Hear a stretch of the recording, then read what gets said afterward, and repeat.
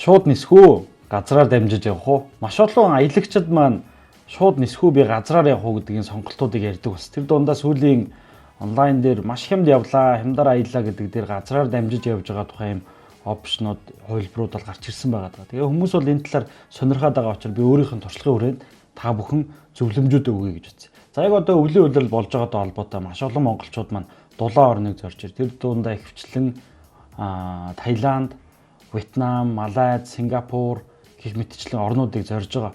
За Монгол улсын хувьд бол одоо гоё олон нислэгтэй болсон. Ялангуяа 2020, 23 оноос эхлээд энэ жил бол шинэ нислэгүүд гарсан. Одоо л Хо Ши Минь гэдэг Вьетнамын нийслэл Хо Ши Минь руу, за Пхукет, Бангкок руу, одоо Таиландын за Фукуок арал руу, Вьетнамын Хайнан руу гэх мэт ингээд шууд нислэгүүд бол гарсан байгаа. Гэтэ энэ шууд нислэгүүдээр явах уу, эсвэл газраар дамжиж явах уу гэдэг талаар судалж үзэхэд, за жишээ нь iTrip дээр бол Хо Ши Миньний нислэг бол сая 674 мянгатаа хамгийн хямдан шүү.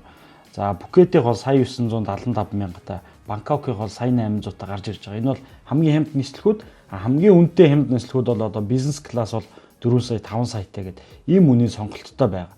За харин хүмүүсийн газраар явж байгаа сонголт бол дийлэнх нь Улаанбаатар хотоос газраар яваад замын үүд ороод, замын үүдээс ирээ ороод, ирээнээс Бээж орж байгаа. Тэгэхээр энэ зардлыг судалж үзэхэд дунджаар ямар байна гэд бүгдийг үтсэн байгаа. За жишээлбэл Улаанбаатар хотоос замын үүд орох зардал бол галт эргээр за нийтийн вагон бол 26 мянга, за тасалгаатай бол нэг 50 мянга, за люкс гэдэг те люкс бол нэг 80 мянга гэх мэтлэн үнэтэй байгаа. Харин Альфард машинууд бол нэг 80 мянгаар явж байна. За тэгэхээр хамгийн хямд нь бол 26 мянга, үнэтэй нь бол 80 мянгатай байна. За мөн машиныг бол хүмүүс өөрсдөө эндээс машинаараа яваад замын үүд дээр очиод бас үлдээж болдог ийм онцлогтой. Ингэх юм бол бензиний зардал гарч байгаа гэсэн. За хоёрдугаарт хил гарахад ямар үнэтэй байдаг вэ? За замын үүдээс ирээн рүү хил гарах, ирээнээс замын үүд рүү хил гарахад 50 ион буюу одоо монгол мөнгөөр ойролцоогоор нэг 24-25 мянган төгрөгийн ийм үнэтэй байна. За цаашаа ирээнд очиод ирээнээс Бээжин рүү бол автобусаар явж болно, галт тэргээр явж болно, машинаар явж болно. Дунджаар 7-оос нэг 12 цаг ингээд явдаг байгаа. Галт тэргээр бол хамгийн удаан явж байгаа. За нисч бол болж байгаа мөн нэг цаг орчим ингээд нислэг байдаг. За тэгэхээр энэ зардал бол ойролцоогоор 120-170 мянган төгрөгийн зардалтай байгаа. За жишээ нь галт тэрэг бол хямдхан, жоохон удаан, илүү тав тухтай аюулгүй байж болно. Гэхдээ 120 мянган төгрөгийн үнэтэй. Машинаар бол 7-оос 8 цаг явдаг, 170 мянган төгрөгийн үнэтэй байна. За ингээд цаг хугацааны хувьд хэдүүлээ авч үзэх юм бол үндсэндээ бүтэн зам маань явсараа за нэг 24 цаг орчим дунджаар тий. Энээс хурдан бол ер нь жоохон хэцүү. Илүү сунгаад явах юм бол 36 цаг явж байгаа. За ингээд нэг талтаа л өвдөөсөө явж байгаа зардал нь бүгдийг хамгийн хямдаар тооцоод үзэхэд 171 мянган төгрөг нэг талдаа, хоёр талдаа бол нэг 340 мянган төгрөг. Жишээлбэл унаагаараа яваад Альфарданд суугаад очоод арай үнэтэй буюу машинаар Бээж ороод явах юм бол энэ бол нэг талтаа 275 мянган төгрөг, хоёр талтаа 550 мянган төгрөг болж байгаа. За ингээд гэхдээ та бүхэн мэдж байгаа. Хэрвээ нэг бүтэн өдөр болон нэг бүтэн өдөр хагас явна гэх юм бол тэр дунд нь хоолны зардал, за дундуур нь ойр зур таксид нь юм үзэн гэх юм бол тэр болгоны зардлууд бол ингээд нэмэгдээд явчихж байгаа. За зардлын хувьд бол ийм байна. Тэгэхээр нэгсэндээ та бүхэн маа нэг 450-аас 650 мянган төгрөгийг энэ зардал дээр хоёр талтаа нэмж гарна гэж тооцох хэрэгтэй. Нэг өөр хэлбэл би түрүүний онгоцны нислэгийн үнийг дурдсан. Тэр яаж юм гэхээр хэрвээ та бүхэн маань шууд нислэгийн үнэ хараад за энэ зардлыг тооцоод Бээжингээс нисэх үнэ тооцох юм бол зөрүү нь гарч ирж байгаа. Бээжин дандаа хямдхан байдаг үгүй. Бээж яаж юм гэхээр хамгийн хямдууд нь жишээлбэл нэг 100 гаруй доллар байд юм да. Нэгсэндээ ирж очих нь бол нэг 800 мянган төгрөг.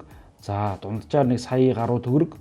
Үнэтэд бол сая 500 болчихдог. Тэгэхээр сая 500-аар хэрвээ нисэх бол энэ төлбөрүүдийн нэг нь 2 сар гараа авчиж чинь. Тэгэхээр энэ бол тийм сайн сонголт биш болчихж байгаа. Нислэгийн хувьд болохоор Монголоос шууд нисэх юм бол илүү хямд хувилбарууд байна гэсэн үг. Энийг бол эрт захиал бол гарч ирдэг жишээд. Яг тулцсан үн дээр та бүхэн маань Бээжингээс үнэ шалгаад за Бээжингээс бол хямдхан байна гэх юм бол бусад үнийн хувьд бол харьцангуй өөрчлөгддөггүй. Нэгсэндээ хил гарах үн, машины үн, автобусны үн бол өөрчлөгддөггүй юм байна. За тэгэхээр зардлын хувьд бол ийм ялгаатай байна те. Тэгэхээр үнүүдээ шалгаж агаад эртхүү үзэрх. За хоёрдугаарт ямар тэгвэл давуу талтай вэ, сул талтай вэ гэдэг ийм асуултууд байдаг.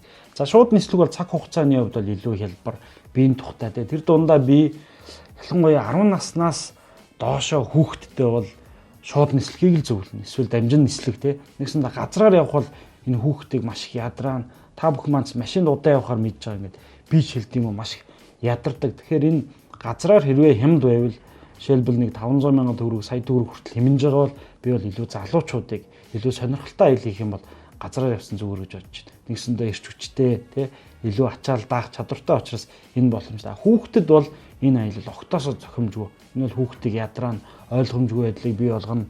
Өөр газар, өөр танихгүй хүмүүс донд тодорхой айдсуудыг бий болгох учраас энэ бол тийм сонирхолтой тийм зөв бол арга бол биш юмаа гэдэг.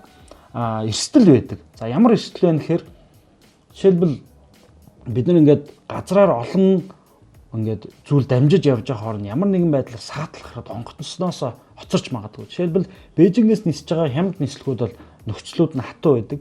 Нөхцөл хатуу гэдэг маань солих боломжгүй, өөрчлөх боломжгүй. За нөөшөө гэдэг одоо нисээгүй бол тэр тийз ингээд шууд өгчдөг жишээ. Тэгээ нислэг дээр бас анхаардаг зүйл нь нэг талдаа нисээгүй бол буцах тийз нь цуцлагддаг учраас та хоёр талтай тийзтэй авсан тохиолдолд эхнийх дээр амжаагүй бол шууд цуцлагдана гэсэн. Энэ бол бас том эрсдэл. Харин шууд нислэгийн хувьд бол яадаг вэ гэхээр хэрвээ онгоц агаар муу болоод хойшлол та шууд нисэл очиж чинь тэгээ дараагийн нислэгээр эсвэл дамжин нислэгүүд байдаг. За Бээжингээр дамжаад жишээлбэл Air China-гийн нислэг байлаа гэхэд эсвэл Инчоноор дамжаад Кореанээр байлаа гэхэд эхний нислэг хойшлогдсон нөхцөлд дараагийн нислэгээ чинь бол авиа компани ингээд зохицуулж яадаг жишээтэй. Тэгэхээр энэ бол бас ингээд том гарч болдог эрсдэл. За 3 дугаарт юу гэхээр хэрвээ Бээжингээс хямдхан нислэг сонгоход бол ачаа ороогүй байдаг дийлэхтэй. Тэгэхээр та захиалга хийхдээ манай iTrip дээр ч гэсэн нислэгүүд байгаа. Жишээлбэл 8,100 мянган зарим нислэгүүдийг харахаар бол ачаа ороогүй байдаг. Тэгэхээр та Бээжинд очоод ачаа бараагаа баглаад одоо юу гэдэг өвлөө хувцснуудаа нэг газар үлдээж агаад нисч болно. Үгүй бол ачаагаа нэмж болж байгаа. Тэгэхээр энэ ачааг бас анхаарах нь зүйтэй. За мөн Бээжингийн нислэгүүд ялангуяа маш хямд нислэгүүд бол суудлын юм нарийнхан жижигхэн. За тэгээд юм гоё бүтэн хоол байхгүй заримдаа юм сэндвич ч юм жижиг зүйлүүд өгдөг. За ер нь жоохон тавдах болон тэр нэмэлт үйлчилгээний хувьд бол жоохон хэцүү байдаг. Тэгээ нэг хямдаа дагаад тэр зүйлүүд нь бол орж ирдэг. Энийг бол анхаараарай.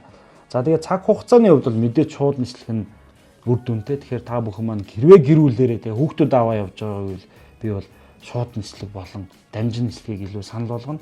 Хэрвээ залуучууд те ялангуяа замаар ань чи ингээд зундаа зогсоод Бээжинд нэг хоноод эсвэл ирээн дээр нэг хоноод юм уу те ингээд сонирхолтой байдлаар явъя гэх юм бол энэ газраар дамжиж явах юм бол илүү сонирхолтой арай зард багтаа байж болох юм байгаа. Тэгэхээр энэ давуу сал талуудыг маань та бүхэн харгалзаж үзээд яаж явах вэ сонгох зүйтэй маа. Тэгээд лайк дараад subscribe хийгээд мөн комментээр нэмэлт асуултууд байвал бичээрэй. Би та бүхэнд туршлагаасаа харамгүй хуваалцах болно. Амжилт хүсье та бүхэнд.